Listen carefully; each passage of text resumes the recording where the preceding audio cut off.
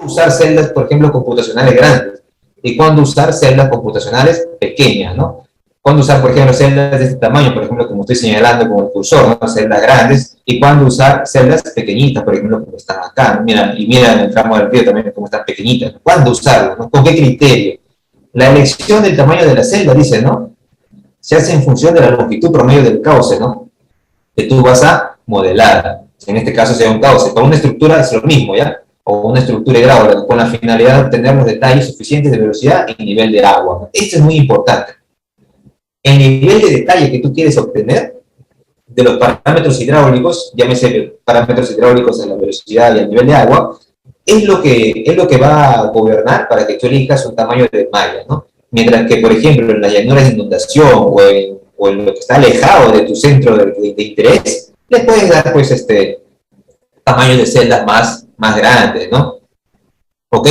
Entonces, es decir, el tamaño de la malla computacional está en función de las variaciones de las variables hidráulicas, ¿no? ¿Cómo es eso? Por ejemplo, no entiendo todavía, profesor, ¿cómo es eso? ¿No? Para eso, por ejemplo, vamos a ver dos imágenes. Mira. Te presento dos imágenes, ¿no? Dice, estamos hablando todavía de la elección del espacio, ¿no? O sea, estamos hablando de la malla ahorita, no estamos hablando nada de tiempo, solamente malla. Dice, mira la imagen número 1, ¿no? En la imagen número 1 vemos, por ejemplo, el fondo de una laguna, podría ser, ¿no? Algo plano, ¿no? Una laguna, un lago, ¿no? En este escenario, la variación de las variables hidráulicas, por ejemplo, el tirante, la velocidad, en este caso el flujo está yendo de izquierda a derecha, la variación de estas variables hidráulicas son pequeñas, ¿no? Ahora, mira la imagen número 2, ¿no? Por ejemplo, vemos el fondo de un río, podría ser, ¿no? Pero mira, tiene bajadas, tiene pequeñas subidas, otras bajadas más fuertes, ¿no? Es bastante irregular, ¿no? Entonces, y mira peor, y mira el flujo, ¿no? Cómo se comporta. De repente acá hay una contracción de flujo, él vuelve a subir por un resalto hidráulico, por acá ocurre un flujo rápidamente variado y ¡pum! Descarga nuevamente, ¿no? Entonces, de repente está en una laguna, el tirante Y1 y la velocidad se mantienen como que aparentemente constantes o muy parecidas, ¿no? O sea, las fluctuaciones, las variaciones son casi mínimas, ¿no? O sea, nadie dice que sea estacionario, ¿no? O sea, nadie dice que sea permanente, pero estamos hablando de las variaciones, ¿no? De cómo está variando la variable hidráulica, ¿no? Si yo sé que la variable hidráulica va a variar poco, y acá yo sé que la variable hidráulica, mira cómo varía, ¿no? Mira, acá es un Y1, baja un Y2, sube un Y3, baja un Y4, ahora sigue hacia abajo, ¿no? Entonces, nosotros elegir qué tipo de malla utilizar, una malla grande o una malla pequeña. Obviamente, señores, ¿no? En donde encontramos este tipo de zonas, se podría decir, hay que elegir una malla un poco más grande, ¿no? Y cuando vemos este tipo de zonas, donde nosotros más o menos ya como ingenieros, como modeladores, podemos inferir o estimar que se van a producir este tipo de perfiles, hay que darle pues una refinada mejor, ¿no? A la malla, ¿no? O sea, refinar la malla donde se espere mayor fluctuación, ¿no? Esta es la clave, ¿no? Donde espere mayor fluctuación de las variables hidráulicas, ahí dale mayor malla, ¿no? Es por eso que a veces nosotros encontramos mallados como este, ¿no? O sea, nadie ha sido loco y nadie lo ha refinado la malla de esta manera porque le ha dado al azar, ¿no? Sino que ha tenido un criterio para diseñar una malla de esta manera, ¿no? Su criterio ha sido el siguiente, ¿no? Donde yo sé que va a haber fluctuaciones, ahí le doy una refinada mayor, ¿no? Y cuando yo sé que no va a haber fluctuaciones, le doy celdas grandes, ¿no? Sabiendo esto, por ejemplo, ¿no? Dice, ¿no? Si el área, alguien dice, ¿no? Sabiendo esto, si por ejemplo, dice, si el ancho de mi río es de 10 metros de ancho de río, ¿cuánto será práctico elegir el tamaño de mi celda computacional? 5 metros, 2 metros, 1 metro, ¿no? Entonces, ¿cómo lo decido, no? Por ejemplo, en este caso, por ejemplo, si me tengo un ancho de río de 10 metros, solamente para que te doy un tip para que lo tengas en cuenta, ¿no? Si por ejemplo, el tamaño es de 10 metros, ¿no? Una mala práctica, por ejemplo, sería elegir 5 metros de mi ancho de malla, ¿no? O sea, de mis celditas que sean de 5 por 5. ¿Por qué? Porque solo tendríamos 2 celdas, pues, ¿no? Si mi ancho es de 10 y yo cojo una celda de 5 metros, pues mi ancho de río solamente va a tener 2 celdas. Pues en 2 celdas ya lo llené todo mi ancho, ¿no? Y entonces no habría mucha representatividad, ¿no? Del fenómeno, ¿no? A pesar de que un río se puede comportar hasta de esta manera, ¿no? Por lo tanto, es el tamaño correcto, ¿no?, que yo debo seguir según las buenas prácticas, pues, de la ingeniería. ¿Qué me dice? Elígelo siempre entre 10 a 20 veces, 20 partes, ¿no? O sea, si mi ancho es 10, divídelo entre 10 a 20 veces, ¿no? O sea, entre 10 o entre 20, y eso más o menos tendría que ser tu ancho de celda, ¿no? Por ejemplo, el tamaño correcto según las buenas prácticas podría ser hasta 1 metro de celda, ¿no? Podría ser una buena idea, 1 metro, ¿eh? De 10 metros, 1 metro, ¿no? La décima parte, ¿no? Ahora, también, por ejemplo, podríamos elegir 0,20, ¿no? O sea, 20 centímetros de celda, ¿no? Pero te aseguro que el tiempo de simulación no solo se va a quintuplicar, ¿eh?, sino se va a hacer hasta más, ¿no? Llegando, por ejemplo, a tener hasta corridas de hasta semanas, quizá, ¿no? Por lo tanto, ¿hasta cuándo podemos bajarle? Ahí es donde entra a tallar un tema muy importante, ¿no? Que hay hasta tesis de esto, ¿no? Que se llama el famoso análisis de sensibilidad, ¿no? O sea, si, por ejemplo, si vemos que 1 metro nos da una buena representación, hacemos un segundo intento, ¿no? Pero ¿con cuánto? No te vas a lanzar, pues, de 1 metro a 10 centímetros, ¿no? Lánzate a 50, por ejemplo, ¿no? Y vemos qué pasa, ¿no? Si vemos que los resultados se afinan, ¿no?, o se mejora, entonces, y no tardó mucho en correr, o sea que el tiempo computacional todavía es viable, ¿no? Entonces, está bien, podemos bajarle quizás a 0,2, ¿no? A 0 o a 20 centímetros de malla, ¿no? Por ejemplo, ¿no? Y vemos qué resultados fueron. Y, por ejemplo, ¿qué pasa si a 20 centímetros mis resultados son muy parecidos a los de 50? Entonces, el análisis de sensibilidad, pues, nos dice que ya no es necesario, pues, seguir reduciendo el tamaño de la celda, ¿no? Porque no tiene sentido, no tiene efecto sobre los resultados, ¿no? Si ya con 50 centímetros estoy obteniendo lo mismo que con 20, ¿para qué reducirlo a 20, no? ¿Para qué darle un archivo pesado de 20 de malla si con 50 ya he obtenido lo mismo, ¿no? Entonces, eso es hacer un análisis de sensibilidad, ¿no? Decir hasta cuándo yo puedo seguir reduciendo, de tal manera que mis resultados no varían, ¿no? Entonces, nos quedaríamos, por ejemplo, con 50 centímetros de malla, ¿no? En ese caso, ¿no? Así, señores, es más o menos como uno debe hacerse las preguntas al momento de diseñar, ¿no? Diseñar un mallado, ¿no? Ahora vamos a hablar un poco acerca del tiempo, ¿no? La elección del intervalo del tiempo, la otra gran pregunta, ¿no?, que se hace todo modelador, ¿no? Primera pregunta es la que yo también me hice, ¿no? ¿Qué tamaño de malla usar, no? Si me daban 10 metros, 15 metros, 20 metros, me decían, modélalo. Yo no sabía, ¿qué le pongo, pues, no? 50, 1 metro, 10 centímetros, ¿no? Entonces, con este tip que te he dado acerca del ejemplo que te he puesto, ¿no? Primero prueba de análisis de sensibilidad, ¿no? Primero con 1 metro, ¿no? Luego pruebas, más o menos calculas tu tiempo, ¿no? Luego pruebas con 50, luego pruebas con 20 quizás, ¿no? Y ves más o menos hasta dónde, cómo va variando, ¿no? Y te quedas con la malla más gruesa que te dé mejores resultados, ¿no? Claro que tú te puedes ir a 1 centímetro de malla, ¿no? Pero te puede tardar meses tu corrida y es en vano, ¿no? Que con 50 lo habéis obtenido muy bien, ¿no? ¿Ok? Entonces, con ese criterio del mallado, ahora pasamos a ver el tiempo. La segunda pregunta, como te digo, ¿no?, que todo el mundo se hace, ¿no? ¿Qué tiempo, profesor? ¿No? ¿Qué tiempo elegir, no? Al inicio, pues, cuando todos aprendemos, a mí también, por ejemplo, me dijeron, ¿no? Colócale 1 segundo, ¿no? Cuando elegimos el tiempo de simulación, ¿no? 1 segundo, coloca el delta de t, ¿no? Y listo, eso bastaba, ¿no? Y uno, pues, a veces, como no sabe, pone 1 segundo y se acabó, ¿no? Pero cuando estamos aprendiendo es eso, ¿no? Pero de repente viene un supervisor, viene alguien que te revisa y te pregunta, a ver, señor, tú has hecho el modelamiento de este canal, ¿no? Perfecto. ¿Y cuánto tiempo le has puesto? 1 segundo. ¿Por qué? Te pregunto. ¿Tú qué le respondes? Escucha, me dijeron así, así es las buenas prácticas, así es recomendable. Entonces, eso no es una respuesta concreta, ¿no? Prácticamente le estás diciendo, le puse 1 segundo porque sí, ¿no? Porque así me enseñaron, ¿no? Pero entonces un ingeniero no responde de esa manera. Tienes que darle un criterio, ¿no? Decir, mira, ¿por qué elegí 1 segundo, ¿no? A veces el criterio, pues, más adoptado, porque el que tenemos ahorita, es ese criterio de la condición de Courant, ¿no? El famoso tiempo de Courant, ¿no? Es un criterio muy aceptado, ¿eh?, que lo vamos a ver a continuación, ¿ok? La condición de Courant, señores, a veces de repente alguno ya lo ha visto, el famoso C, ¿no? O el CU, también a veces le colocan, ¿no? El Courant, ¿no? El Courant establece de Courant, dices, ¿no? Ah, mira, entonces acá hay una fórmula, me dices, ¿no? Que yo puedo utilizar para calcular mi intervalo de tiempo. Ya con esto, yo ya puedo respaldar el tiempo que le estoy dando, ¿no? De manera que si me supervisa, ¿no? Yo ya puedo responder por qué lo he elegido ese un segundo. Capaz no era un segundo necesario, capaz solamente que hasta con 2 segundos te permitía. Entonces, podías aumentar un poquito tu tiempo y agilizar tu tiempo de simulación, ¿no? Ahora, el número de Courant, señores, no es muy difícil, ¿no? Es simplemente aprenderse, ¿no? El número de Courant es la relación entre dos cosas, la celeridad física y la celeridad numérica, ¿ok?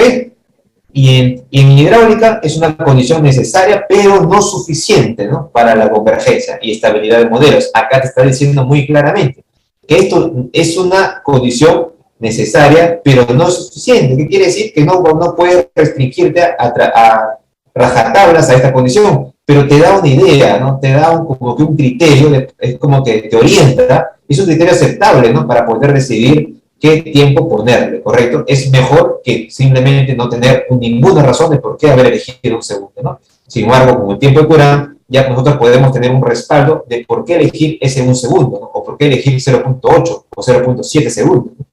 Entonces, ¿qué era la condición de Courant? Una relación, simplemente entre la celeridad física y la celeridad numérica. Allá, mira, más o menos de esto te da la idea, ¿no? Es como que lo real entre lo numérico o el modelo, lo real entre lo físico y el papel, ¿no? La velocidad física y la velocidad numérica, o sea, lo que te bota el número, la ecuación, ¿no? Esta es la condición de Courant. ¿Cómo es eso, profesor? Mira, acá te lo voy a tratar de explicar de una manera más dinámica y espero que se entienda un poquito mejor que lo que está en los libros, ¿no? Mira, ¿qué te decía Courant? Es la relación entre la celeridad sabes que es C, ¿no? Física y la numérica, y tal, mira, CF y C, listo, ¿ya?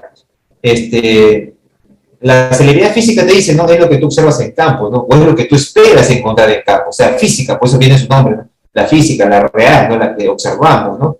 Y la celeridad física, ¿cómo lo calculo? Profesor, si recién voy a hacer el modelo, justamente quiero hacer mi modelo para saber qué velocidad voy a obtener, ¿no? Entonces, ¿cómo calculo la celeridad física? Ah, ya, espérate, pues la celeridad física tú la puedes estimar también de una forma dinámica o cinemática, hay dos formas, ¿no? Si la celeridad es dinámica, usas una ecuación de Lagrange, y si la celeridad es cinemática, usamos ecuación de continuidad. Mira, acá te lanzo las formulitas, ¿no? Claro que hay un mayor desarrollo, ya en la clase que se trata sobre estos temas de las ecuaciones, se da un mayor sustento de estas dos ecuaciones, ¿no? Cuándo usar cada una, hay un trucazo, ¿no? Hay una experiencia que te dice cuándo usar la celeridad dinámica y cuándo usar la celeridad cinemática, ¿no? Que tiene mucho que ver con las formas de los hidrogramas, ¿no? Cuando el hidrograma es muy atenuado, un hidrograma es un pico muy alto, ¿no? Por ahí tiene que ver el tema de cuándo usarlo, ¿no? Cada una de estas ecuaciones. Y mira, pues, ¿no? La celeridad física es posible calcularla, ¿no? O estimarla sin necesidad de haber hecho todavía modelos, ¿no? Y la velocidad física que entra en el criterio de Courant simplemente es la mayor, ¿no? Es la máxima velocidad, la dinámica o la cinemática, ¿no? Cualquiera que tú obtengas la mayor es la que te vas a llevar al criterio de Courant, ¿no? Claro que hay dos formas, ¿no? Y tú obtienes la mayor y esa la colocas acá, ¿no? Ahora, profesor, pero a veces no necesariamente todo el fluido es regular, ¿no? Por ejemplo, cuando tú diseñas una boca toma, sabes que al pasar el vertedero, la SUT, el vertedero Krieger, ¿no? Sabes que al pie del vertedero Krieger vas a encontrar velocidades altas, ¿no?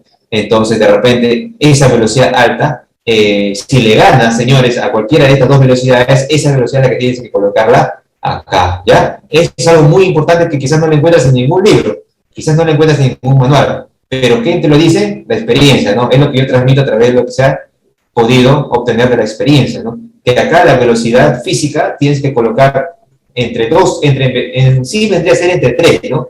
Esta velocidad, o sea, la comparación entre tres velocidades, ¿no? La comparación de la velocidad dinámica, la comparación de la celeridad cinemática y la comparación de una velocidad máxima en un punto particular, ¿no? Por ejemplo, una caída rápida, una bajada, una rápida por ahí, un vertedero, una caída que provoque una velocidad máxima, esa velocidad entonces yo la puedo calcular y la puedo colocar acá, ¿no? En la fórmula de Courant, ¿no? Profesor, pero si todavía no conozco nada, ¿no? O sea, no, pero la puedes estimar, ¿no? Hasta con la ecuación muy famosa, por ejemplo, velocidad igual a B cuadrada de 2G por H de repente, ¿no? Que es la velocidad, es la fórmula más simple, ¿no? que la podemos utilizar para estimar, ¿no? Nadie te pide que la calcules exacta, pero sí estímalo, por lo menos, para que puedas colocar acá una velocidad física, ¿no? Profesor, ¿y la velocidad numérica cómo la calculo? Ah, ya. La velocidad numérica no es más que nada, es la división entre el espacio y el tiempo, ¿no? Sabes que velocidad es igual a espacio sobre tiempo, ¿no? Por cinemática, ¿no? Entonces, la velocidad, como te dije acá, la velocidad física que vas a colocar, la velocidad máxima que encuentres, ¿no? O que calcules, que estimes, ¿no? Y la velocidad, la celeridad numérica es la relación, pues, entre el espacio y el tiempo, ¿no? Cuando tú buscas que esto sea máximo, maximizarlo, entonces en el denominador tienes que minimizarlo, por lo tanto colocas el delta de x mínimo, ya sabes que el delta de x es el ancho de la celda, ¿no? Ya hablamos del ancho de la celda en la anterior diapositiva, ¿no? Cómo elegir un ancho de x, correcto, ¿no? Entonces, el delta de x mínimo que tú tengas, por ejemplo, de 0.8 metros o de 1 metro, acá lo colocas, y el delta de t es lo que vamos a calcular justamente, ¿no? Mira, ya tenemos C, ya tenemos velocidad máxima, delta de t, delta de x, que es la celda, entonces simplemente delta de t despejalo, pues, y se convierte en esta famosísima ecuación, ¿no? Que seguramente la has visto en el manual de Ferrat, ¿no? Que dice que el delta de t debe ser menor o igual que el coeficiente de Courant por el delta de x o el ancho de la celda mínimo entre la velocidad máxima, ¿no? Ahora, un tip, ¿no? Por ejemplo, ¿no? ¿Qué te dice acá? Mira, la velocidad numérica debe superar a la velocidad física, ¿no? Es un tip que te doy, ¿no? O sea, cuando tú calcules, tú puedes estimar la velocidad, por ejemplo, que te va a salir, no sé, pues en un canal, en una bocatoma, lo que tú vas a diseñar, ¿no? Nosotros hacemos el modelo para respaldar, ¿no? Pero podemos estimarla, ¿no? Con fórmulas que nos han enseñado, pues, en las clases, ¿no? En la teoría, ¿no? Entonces, esa velocidad máxima la puedes colocar acá. El delta de x sale de tu mallado, ¿no? Que has diseñado, y el profesor, y el c, ya, pero el c tiene un valor máximo, que es 1, ¿no? Generalmente se puede colocar hasta 2, 3, ¿no? Pero lo que más se recomienda es que c valga 1 como máximo, ¿no? Entonces, si ya tienes estos tres valores, puedes estimar un delta de t, ¿no? O sea, debe ser menor o igual. De repente te sale delta de t menor que 0, por ejemplo, que 2. Entonces, 2 segundos o 2.5 segundos, entonces colocaré, pues es viable que coloques un delta de t hasta de 2 segundos, ¿no? Ya no solamente colocas un segundo, que era más o menos lo que siempre hacíamos, ¿no? ¿Se dan cuenta, señores? Entonces, el número de Courant nos da un criterio, un respaldo, ¿no? Para poder nosotros utilizar, elegir, ¿no? Un delta de t correcto.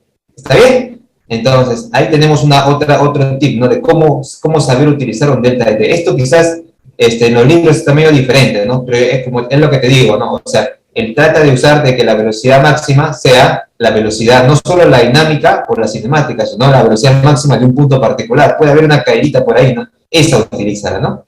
¿Ok?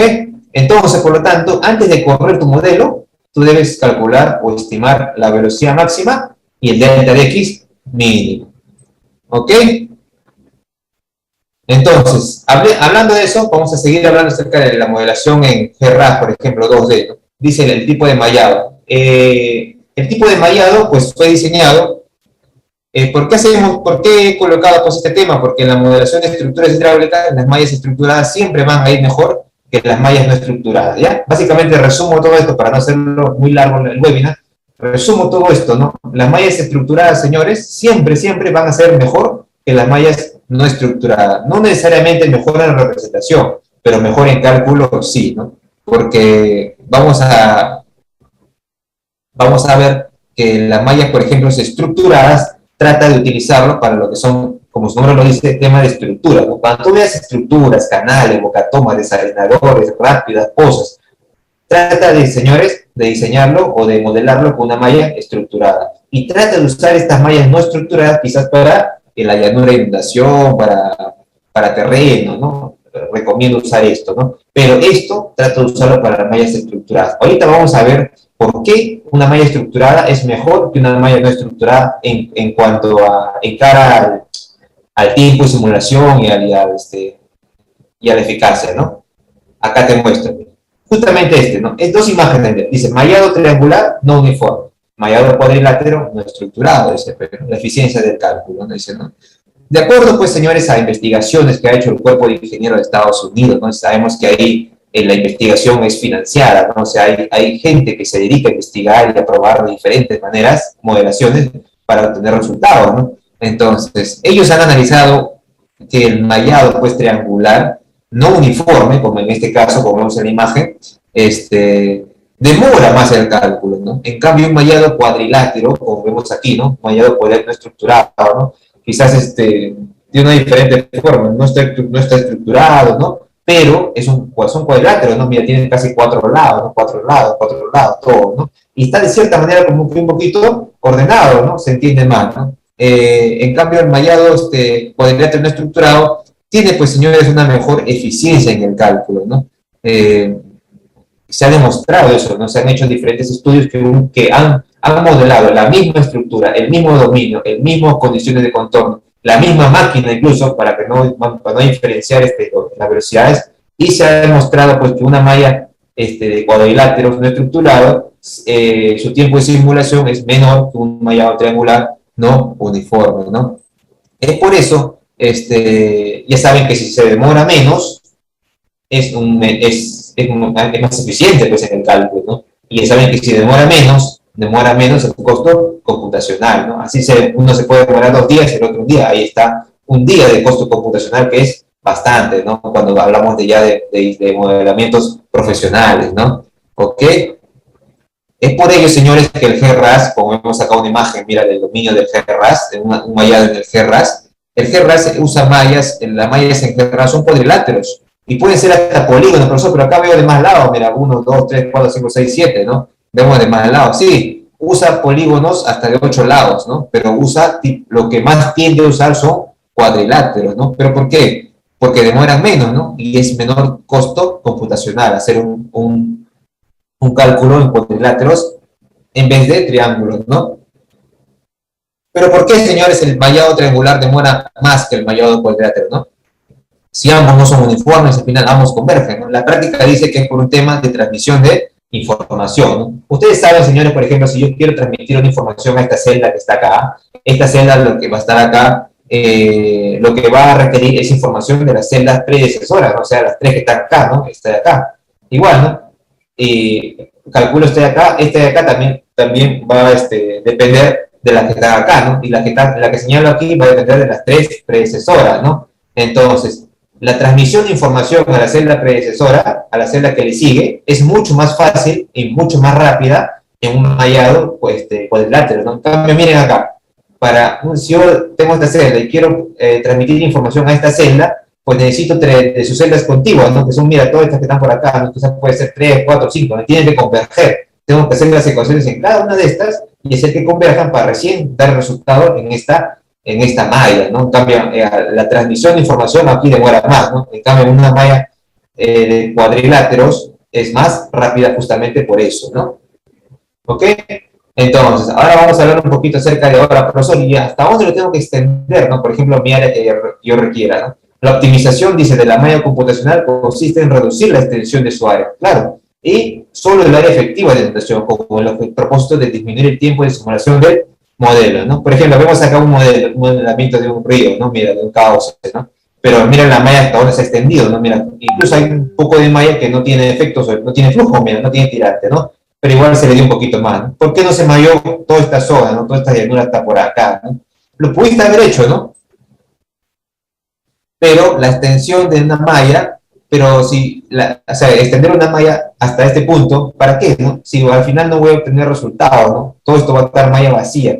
Solamente lo que vas a hacer es que el programa le haga más cálculo, ¿no? Demore más en calcular y en decirte lo que ya es evidente, ¿no? Pues que acá no va a haber tirante y acá no va a haber flujo, no va a haber velocidad, no va a haber velocidad de corte, no va a haber nada, ¿no? Tú ya lo sabías de por ende, pero le diste más chamba, como dice el programa, solamente para reafirmarte lo que ya sabías, ¿no? Entonces, eso no es optimizar, ¿no? Optimizar se refiere a usar el mínimo recurso en el menor tiempo para lograr el mismo resultado, ¿no? Entonces, yo tranquilamente me hallaba hasta por acá, lo limitaba a esta zona, y ya sabía que por ahí voy a obtener mis resultados, entonces, ¿para qué fallar en el resto, no? Claro, ¿no? Tú dices, profesor, pero a veces no sabemos, ¿no? Hasta dónde vamos y cómo yo sé hasta dónde va a llegar el flujo, pues, ¿no? Si recién es la primera vez que estoy modelando. Claro, para eso lo que se hace es un premodelamiento, ¿no? Con mallado grueso, ¿no? Ya utilizas malla gruesa. Si tu ancho, por ejemplo, acá era de 20 metros, no sé, pues dale malla de 5 metros de repente, no es un modelado definitivo, es un modelado, se le llama un premodelamiento, ¿no? En la que uno más o menos obtiene resultados y el programa ya te dice más o menos hasta dónde aproximadamente va a llegar, ¿no? El flujo. Entonces, viendo un premodelamiento, tú puedes elegir hasta dónde vas a elegir tu área de extensión efectiva, ¿no? ¿Ok? Ahora, segundo punto que también, otro punto que es muy importante hablar en el momento de hacer un modelado en GRAS es acerca de la eficiencia de la malla computacional, ¿no? Por ejemplo, es hablar pues acerca de las transiciones graduales, ¿no? Por ejemplo, ¿no? Dice, profesor, pero de repente acá tengo un mallado grueso, ¿no? Mira, acá tengo un mallado grueso. Y en el mismo KOC necesito un mallado más fino, ¿no? Por ejemplo, como está acá, ¿no? Mira, mallado finito, voy pasando a un mallado más grueso, ¿no? No me voy a lanzar pues, de 0.20 metros de ancho de malla a 2 metros de ancho de malla, pues, ¿no? No me voy a lanzar a tan malla. Por ejemplo, si acá tengo 1 metro, puedo darle acá la siguiente línea de mallado, le puedo dar 2 metros, la siguiente mallado puedo darle 4 metros, la segunda de 6 metros, ¿no? O sea, tiene que ser el cambio de tamaño de malla o de celda, debe ser de forma gradual, ¿no? Eso es importantísimo, ¿no? Hay que hacer las transiciones de forma gradual, no pasarse de un extremo al otro. ¿Por qué? Porque lo que vas a generar son errores en el momento de hacer el cálculo en GRA, ¿no? Y también va a intervenir en la eficiencia del modelo, ¿no? Quizás si no tú tienes errores, lo que vas a hacer es que vas a demorar más tiempo en calcularlo, ¿no? Porque el programa va a tener complejidades al momento de recalcular cada nodo, si pasa de una celda pequeña a una celda grande de forma abrupta, ¿no? ¿Ok? Ahora, la extensión, dice, del área efectiva, ¿no? La eficiencia de la malla computacional, señores, mejora la transmisión de la información, como vuelvo a decir, ¿no? Por eso es que es muy importante. De la información hidráulica, no estamos hablando de un nivel de agua, una velocidad, ¿no? De una celda a otra en el modelo numérico, dando como resultado un aumento en la convergencia, ¿no? Reduce los problemas de estabilidad y disminuye el tiempo de simulación. Ahora, no es que, por ejemplo, hacemos una malla por gusto, ¿no? O sea, no es que nosotros nos tiramos 2 días o un día entero en hacer el mallado simplemente porque estamos perdiendo el tiempo, sino es para hacer diferentes, tú no haces un mallado para una sola corrida, ¿no? Sino es un mallado para diferentes corridas. Es por eso que nosotros invertimos quizás un poquito de tiempo, unas horas de tiempo en hacer un buen mallado y que nos va a servir para diferentes corridas, para diferentes caudales, ¿no? Entonces, es importante darse su tiempito, pero para poder invertir ese tiempito en hacer un buen mallado, ¿ok? Ahora, la eficiencia de un mallado va a involucrar los siguientes aspectos. Por ejemplo, ¿qué te dice acá? Alinear bien las celdas, ¿no? Segundo, suavizado de curvas. Tercero, intercepción de líneas de ruptura. Cuarto, una intercepción, un traslape de la línea de ruptura. Y quinto, una proximidad perpendicular de la línea de ruptura del límite de la malla. Profesor, no se entiende cómo es esto. Mira, estos 5 puntos, mejor lo vas a entender con gráficas. Mira, ahí está. ¿A qué se refiere con el primer punto que decía? Alineación de las celdas, ¿no? Acá está, mira. Claro, por ejemplo, de las celdas, por ejemplo, en una curva, ¿no? Miren esta curva, ¿no? Si nosotros no hacemos este presuavizado en la alineación y en el suavizado, esto tiene que ver, va de la mano, ¿ya? La alineación y el suavizado. Tienes que hacer los dos para lograr que en las curvas, por ejemplo, se logre este tipo de efecto, ¿no? Mira, acá, mira, se ha hecho como tipo cuando hacías el corredor, ¿no? El Civil 3D, ¿no? Se va haciendo a través de un punto céntrico, va haciendo el mallado de esta manera, ¿no? De tal manera que las celdas se alineen a la curva, ¿no? Si no haces esto, lo que vas a provocar es que acá se provoca una mazamorra de celdas, ¿no? De cualquier tipo, ¿no? De 8 lados, 7 lados, ¿no? Pero si tú logras un mallado de esta manera, se trabaja el mallado, señores. Va a beneficiarte de manera notoria, ¿no? En tu rendimiento de tu modelo, ¿no? Ahora, ¿a qué se refiere el punto C, por ejemplo, el que dice el traslape en la línea de ruptura? La línea de ruptura saben que son de acá, ¿no? Traslape, ¿no? ¿Qué quiere decir esto, traslape? Las líneas de ruptura son líneas, es como que los break lines que usábamos, por ejemplo, para hacer una superficie en el Civil 3D, ¿no? Que eran más o menos líneas guía que tú le decías, oye, si vas a hacer un mallado, si vas a hacer una triangulación en el Civil 3D, por ejemplo, decirle, no, respétame este cambio de línea de ruptura, ¿no? Por acá no pases ninguna celda, ¿no? Todas las celdas deben estar o bien para la izquierda o bien para la derecha de esa línea de ruptura, ¿no? Esa es una línea de ruptura. Entonces, no se deben traslapar la línea de ruptura, ¿no? Entre una y la otra, ¿no? Y la intersección igual, ¿no? La intersección trata de que entre líneas de ruptura sean de forma perpendicular. Mira, por ejemplo, es una línea de ruptura, camine otra, y se hace de forma perpendicular, de tal manera que el mallado te salga bien bonito, ¿no? Indiscutiblemente, ¿no, señores? Si aquel modelador que me viene y me presenta un mallado de esta manera, se ve claramente que su mallado va a ser primeramente rapidísimo y seguramente va a ser de manera eficiente, ¿no? Los resultados van a ser más confiables, ¿no?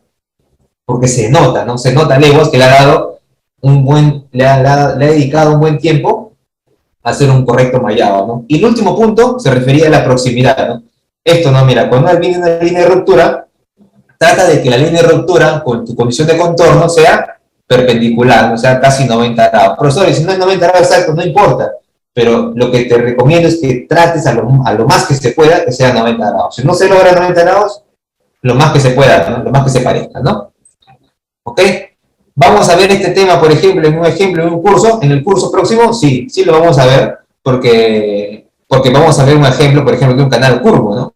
O sea, un canal curvo, un canal que tiene curvatura, ¿no? Que tiene este tipo de alineamientos, ¿no? Entonces, es ahí donde vamos a ver todo este tema que estamos tratando acerca del mallado, ¿no? Vamos a ver este tema, o sea, cómo se hace este tipo de mallado, cómo se hace este suavizado, este alineamiento del mallado para lograr mallado de esta manera. Y vas a ver, ¿no? Que cuando corramos de esta manera, con este mallado, la velocidad, el tiempo de computacional va a ser mucho menor que hacerlo de una manera irregular. Vas a ver, te vas a dar cuenta en el ejemplo, ¿no? Y finalmente, señores, vamos a tratar un poco acerca de lo que son las ecuaciones de la continuidad, ¿no? En las ecuaciones, muchas veces me lo dicen, ¿no? Parecen complicadas, pero en realidad no lo son, ¿no? Solamente que lo que hemos estado haciendo es que no estamos acostumbrados, ¿no? A verlo, ¿no? Pero en la práctica se vuelve más sencilla, ¿no? Cuando tú te acostumbras a tanto ver estas ecuaciones, un modelo con el otro, con un tercer modelo, viene otro modelo, o sea, comienza a modelar tantas veces que estas ecuaciones que parecen que tienen que ver con el tema, pues, de divergencia del caudal, de divergencia de un movimiento, de la fluctuación, de las condiciones de contorno, de las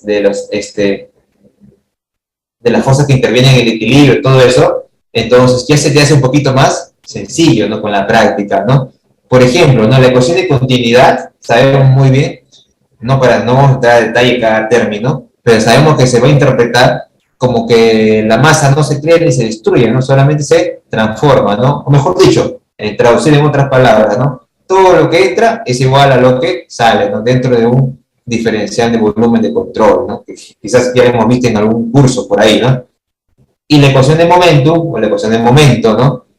¿A qué se refiere? Viene a partir, como se recordarán, de la segunda ley de Newton, ¿no? Y es un equilibrio, ¿no? Entre las fuerzas que intervienen en una masa diferencial de fluidos, ¿no? Ahora, pues, estas ecuaciones son las ecuaciones, pues, que discretiza el G-RAS, ¿no? ¿Te acuerdas que habíamos hablado de ecuaciones que va a discretizar, ¿no? Que este de acá, ¿no? ¿Qué comportamiento tiene el G-RAS? Perdón, ¿qué comportamiento tiene el fluido, ¿no? Y que va a discretizar el G-RAS para poder interpolar el resultado en cada celda o en cada celda de dominio, pues son estas ecuaciones que vemos acá, ¿no?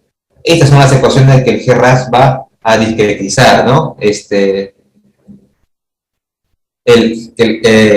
programa, ¿no?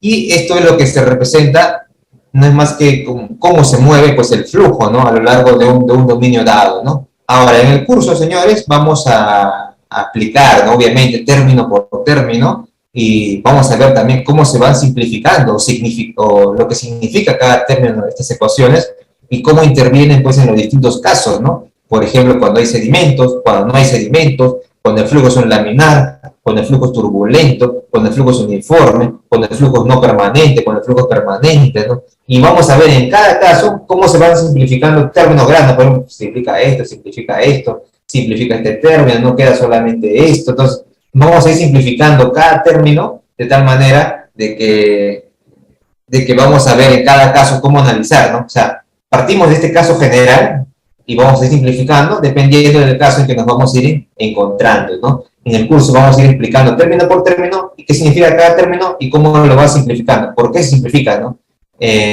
Cuando el flujo es uniforme, ¿por qué se simplifica cuando el flujo es laminar? ¿Por qué se simplifica esto cuando el flujo es turbulento, ¿no? Entonces, todo eso vamos a ir viéndolo al detalle, ¿no? Esa es la importancia del curso, ¿no? Ahora, por ejemplo, la propuesta, ya vamos al punto número 3, ¿no? La propuesta del contenido del curso señores, va a ser este que está acá, ¿no? GRAS aplicado a obras hidráulicas va a ser este contenido, ¿no? Es un contenido que he tratado de sintetizar, ¿no? No es corto, es más o menos larguito, porque se empieza a explicar modelo por modelo cómo se van simplificando las ecuaciones que hemos visto a continuación, ¿no? Por ejemplo, primeramente siempre se comienza con la introducción al GRAS, siempre se comienza con eso, para que el alumno obviamente el alumno que entra al curso tiene que tener alguna noción de la hidráulica, ¿no? De lo que vamos a hacer, y vamos a utilizar una introducción al GRAS, la versión última que estamos viendo, ¿no? Que está en la página web. Lo segundo que se ve es la modelación en causas naturales, que es quizás el curso que más encontramos en la red, ¿no?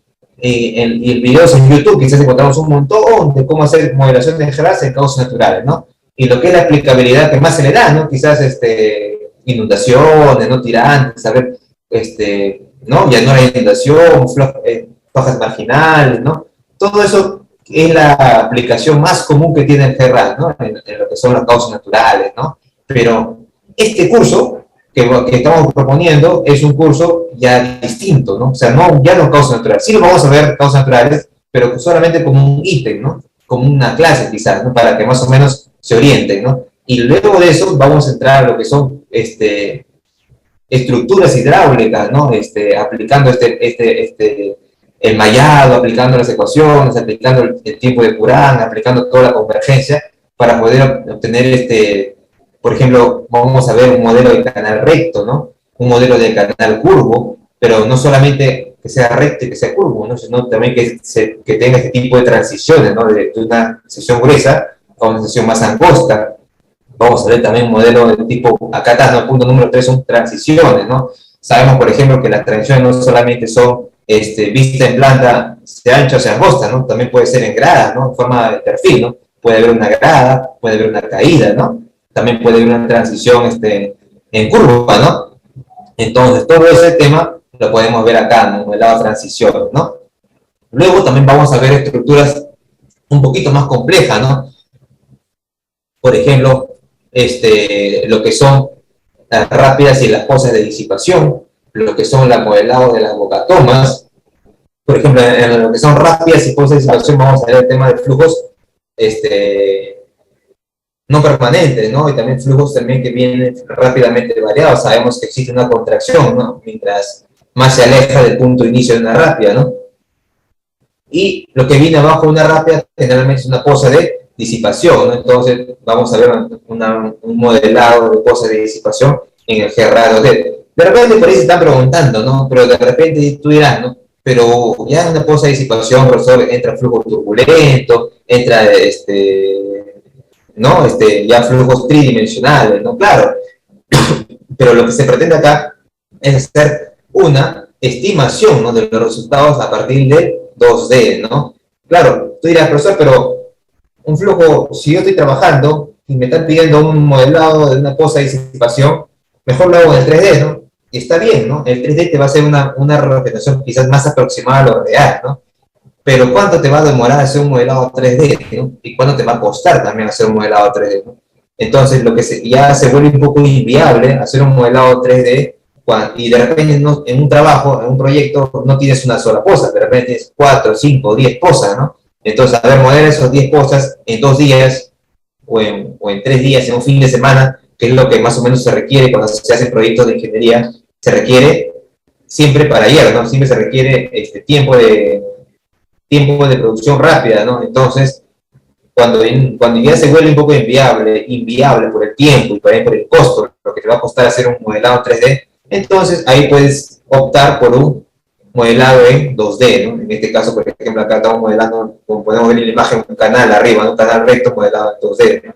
También podemos hacer modelados, utilizar el Civil 3D, ¿no? Para hacer estructuras hidráulicas de una forma más rápida, esto pasarlo a un tipo D o un tipo TIFF y poder exportarlo al GRAS y para hacer tipo de la malla computacional del Civil 3D, ¿no? También podemos modelar bocatomas, ¿no? Como podemos ver en la tercera imagen, ¿no? Bocatomas a partir de su llanura, de sus muros de enlace, ¿no? Su causa natural, por eso es que anteriormente vemos causas naturales, ¿no? O sea, vamos a ver dos formas, ¿no?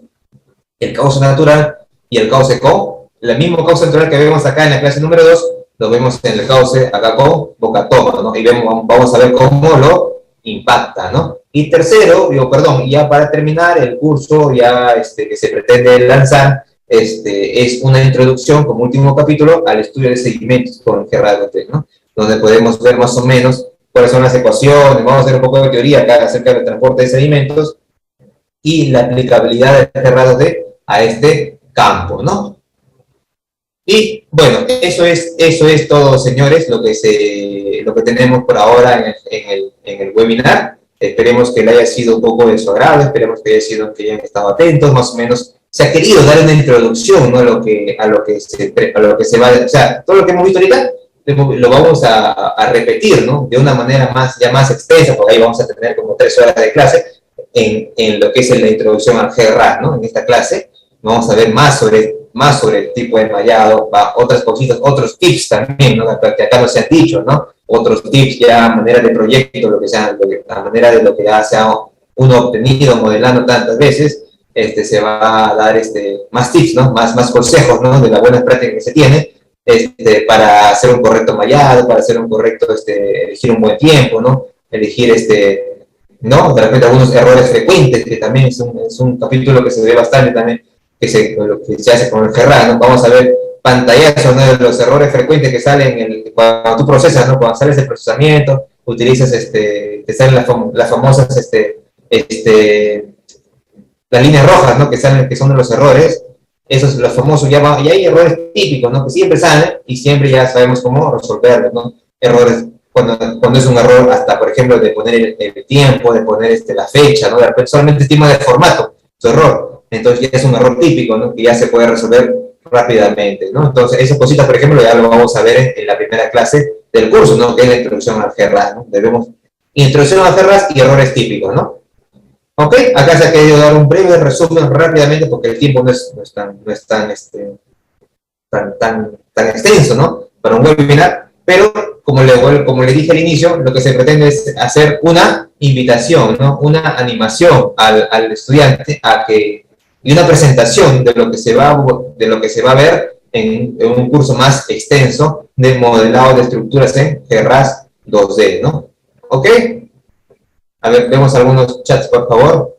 Acá dice, no sé si se visualiza, Eder nos comenta, dice, ingeniero, para un elemental concepto hidráulico en una gradiente muy alta, el punto más bajo tiende a expandir su área de flujo expansivo, ¿cómo puede conseguir esta versión de claro? Eso, por ejemplo, lo vamos a ver en el tema de una rápida, ¿no? Vamos a ver cómo un cauce sin estructura, cómo funciona y cómo lo controlamos con una estructura tipo rápida y su disipación abajo, ¿no?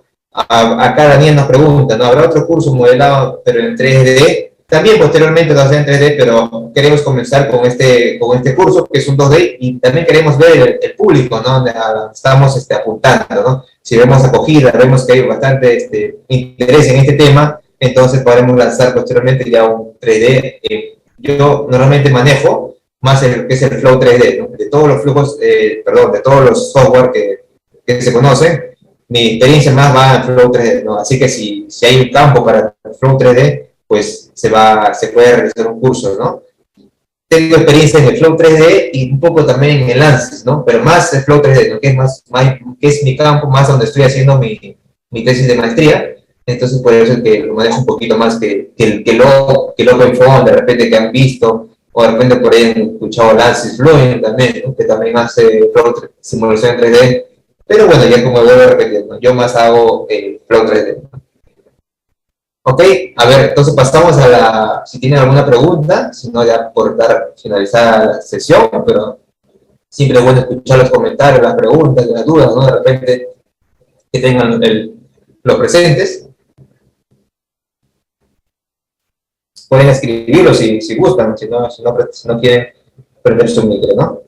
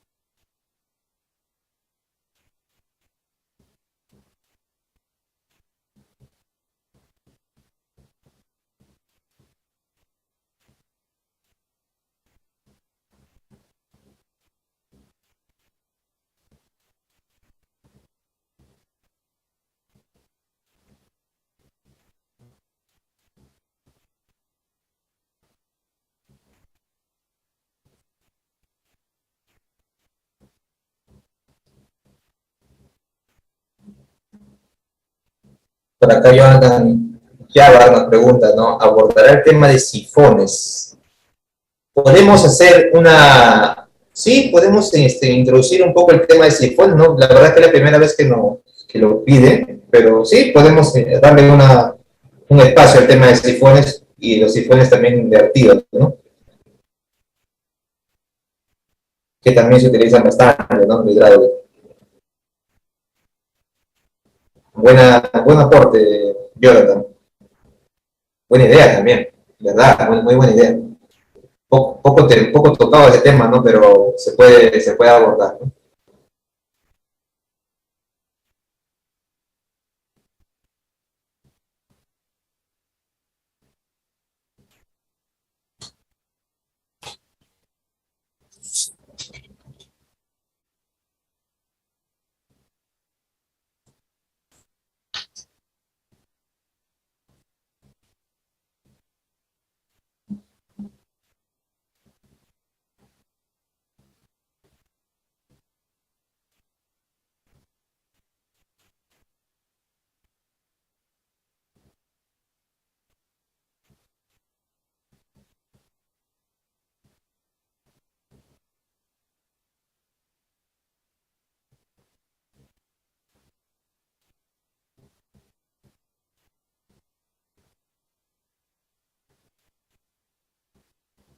Es bastante amplio, ¿no? Por eso hasta se puede dividir en un curso uno y parte 2, ¿no?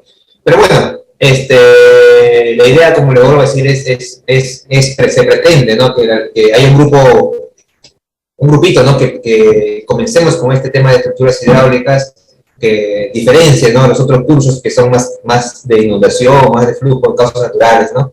Y llevarlo al tema de aplicabilidad, ¿no? Que muchas veces lo que nosotros hacemos, ¿no? Como ingenieros diseñamos estructuras, pero lo diseñamos en forma de cálculo, ¿no? Hasta ahorita estamos quizás más ligados al tema de hojas de Excel, ¿no? De esa manera estamos diseñando de la manera antigua, ¿no? Pero muchas veces hacer una simulación en GRAS, puedes hacerlo en cuestión de un día, quizás un fin de semana, ¿no? Y con eso garantizar que tu diseño hidráulico pues, sea más eficiente, ¿no? Y estés más seguro de lo que estás arrojando, ¿no? Nunca está de más respaldar tu cálculo con una modelación en 2D, quizás algo no muy caro, el costo computacional es más barato y también puede ser y muy aproximado también, entonces está ahí, ¿no? No es muy simple, no es un 1D, pero tampoco no es un 3D, es un intermedio, cumple la 3D, ¿no? Se ve bonito por los resultados que te arroja, es barato porque el costo computacional no es tan alto, y es bueno, ¿no? Porque está sustentado con ecuaciones que tú bien lo puedes colocar en tu memoria, ¿no? Descriptiva, en tu memoria de cálculo, como tu respaldo a los cálculos que estás presentando, ¿no? Y no va a haber revisor, pues, que no se asombre con los resultados que tú puedes arrojar, ¿no? Tus cálculos en Excel, pero tus cálculos respaldados con un modelo 3D que te dice, mira, mi tirante va a llegar hasta tal punto, ¿no? Mi velocidad va a ser tanto, ¿no? Está respaldado con un modelo 2D. Listo, ¿no? Bueno, señores, entonces, si no hay más preguntas, no hay más comentarios, damos por finalizada la sesión. Agradecerles nuevamente a todos, porque veo que hay como 27, 30 conectados, se quedaron hasta el final. Gracias a todos por haber estado presentes, gracias también a CI Perú por haberme dado la oportunidad de presentarme ante ustedes y poder